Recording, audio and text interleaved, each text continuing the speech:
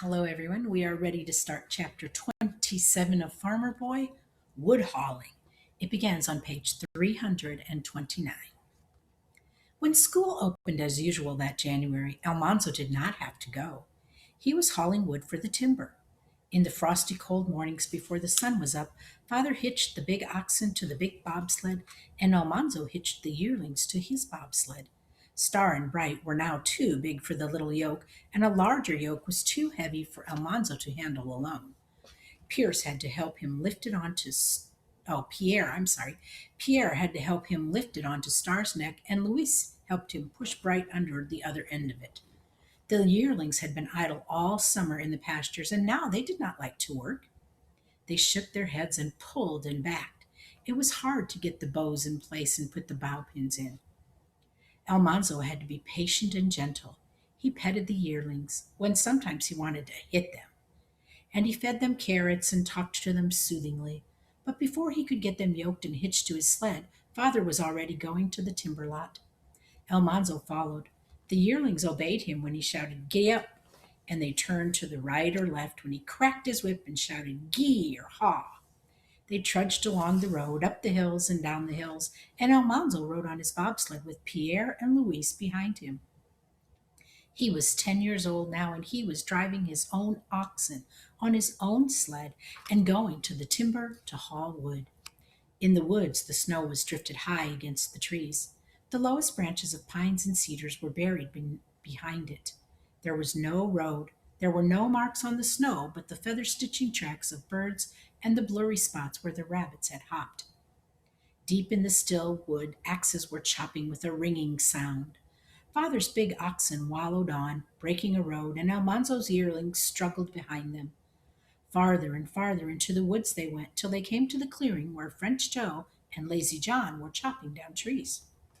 Logs lay all around, half buried in the snow. John and Joe had sawed them into 15-foot lengths, and some of them were 2 feet through. The huge logs were so heavy that 6 men couldn't lift them, but Father had to load them on the bobsled. He stopped the sled beside one of them, and then Joe and John came to help him. They had 3 stout poles called skids. They stuck these under the log and they let them slant up to the bobsled. Then they took their cant poles. Cant poles have sharp ends with big iron hooks swinging loose under them. Joe and John stood near the ends of the log. They put the sharp ends of their cant poles against it, and then they raised the poles up. The cant hooks bit into the log and rolled it a little. Then Father caught hold of the middle of the log with his cant pole and hook, and he held it from rolling back, while John and Joe quickly let their cant hooks slip down and take another bite. They rolled the log with a little more, and again Father held it, and again they rolled it. They rolled the log little by little up the slanting skids and onto the bobsled. But Almanzo had no cant hooks, and he had to load his sled. He found 3 straight poles to use for skids. Then, with shorter poles, he started to load some of the smallest logs. They were 8 or 9 inches through and about 10 feet long, and they were crooked and hard to handle. Almanzo put Pierre and Luis near the ends of the log, and he stood in the middle. Like Father, they pushed and pried and lifted and gasped, pushing the log up the skids. It was hard to do, because their poles had no cant hooks and could not take hold of the log. They managed to load 6 logs, and then they had to put more logs on top of those, and this made the skids slant upward more steeply. Father's bobsled was loaded already, and Almanzo hurried. He cracked his whip and urged Star and Bright quickly to the nearest log.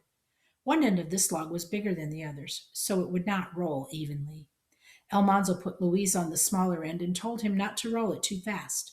Pierre and Luis rolled the log an inch, and then Almanzo stuck his pole under it and held it, while Pierre and Luis rolled it again. They got the log high up on the steep skids. Almanzo was holding it up with all his might.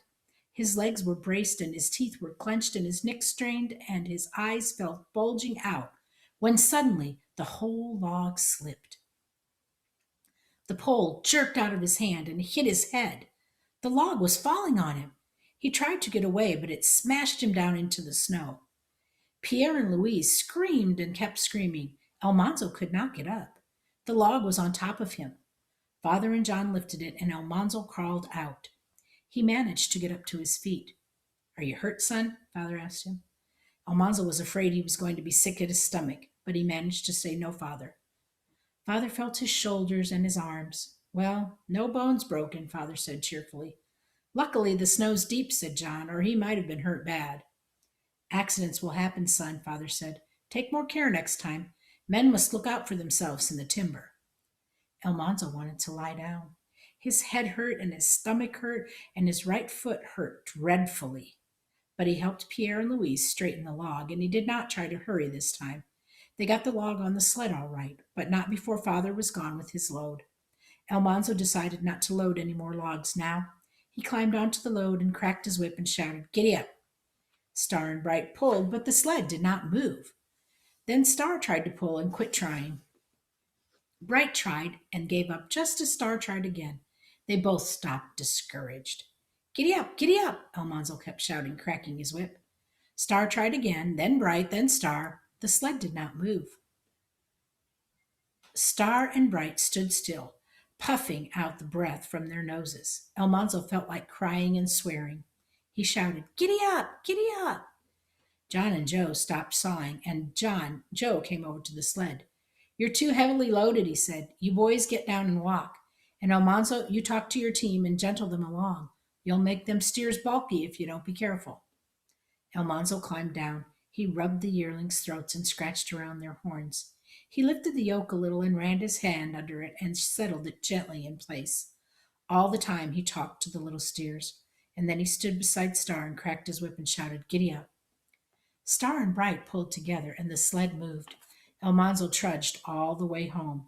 Pierre and Louise walked in the smooth tracks behind the runners, but Almanzo had to struggle through the soft, deep snow beside Star. When he reached the woodpile at home, Father said he had done well to get out of the timber.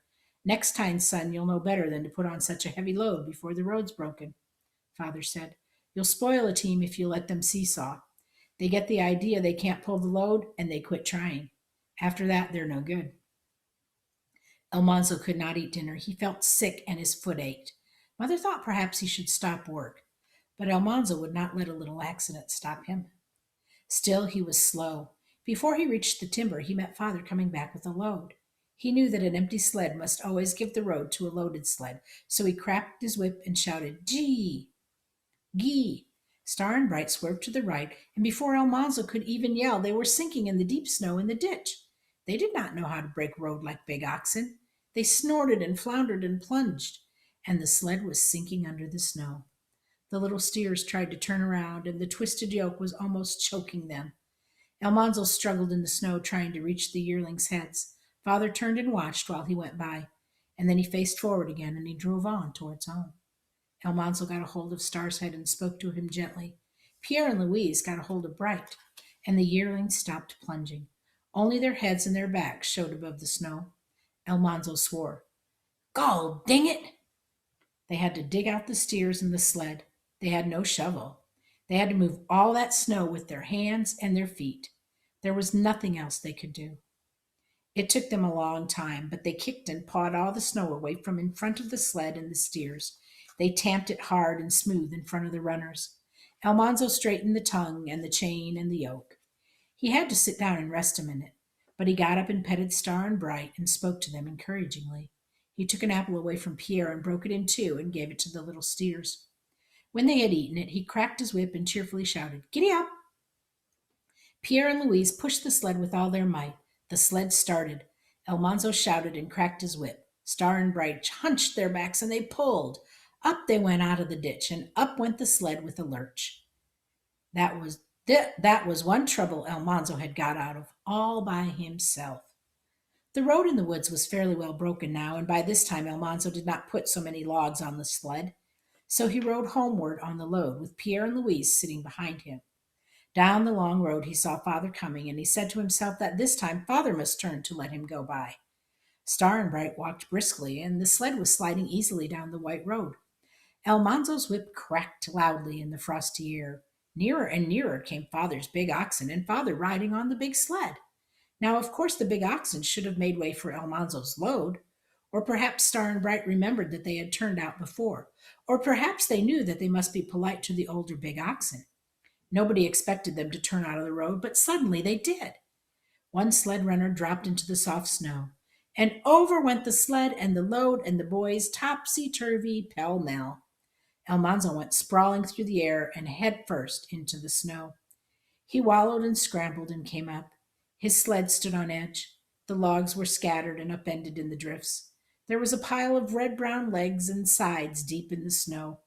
Father's big oxen were going calmly by. Pierre and Louise ran out of the snow, swearing in French. Father stopped his oxen and got off his sled. Well, well, well, son, he said, seems we've met again. Almanzo and father looked at the yearlings. Bright lay on Star, their legs and the chain and the tongue were all mixed up, and the yoke was over Star's ears. The yearlings lay still, too sensible to try and move. Father helped untangle them and got them on their feet. They were not hurt. Father helped set Almanzo's sled on its runners, and when with his sled stakes for skids and Almanzo's sled stakes for poles, he loaded the logs again, and then he stood back and said nothing while Almanzo yoked up Star and Bright and petted and encouraged them and made them haul the tilted load along the edge of the ditch and safely into the road. That's the way, son, father said. Down again, up again. He drove on to the timber, and Almanzo drove on to the woodpile at home. All that week and all the next week he went on hauling wood from the timber. He was learning to be a pretty good ox driver and wood hauler. Every day his foot ached a little less, and at last he hardly limped at all. He helped father haul a huge pile of logs ready to be sawed and split and corded in the woodshed. Then one evening father said that they had hauled the year's supply of wood, and mother said it was high time Almanzo went to school if he was going to get any schooling that winter. Almanzo said there was threshing to do, and the young calves needed breaking. He said, Why do I have to go to school for? I can read and write and spell, and I don't want to be a school teacher or a storekeeper. You can read and write and spell, father said slowly, but can you figure? Yes, father, Almanzo said. Yes, I can figure. Some. A farmer must know more figuring than that, son. You better go to school. Almanzo did not say any more. He knew it would be no use. Next morning he took his dinner pail and he went to school. This year his seat was farther back in the room, so he had a desk for his books and slate, and he studied hard to learn the whole arithmetic, because the sooner he knew it all, the sooner he would not have to go to school any more. And that is the end of chapter 27.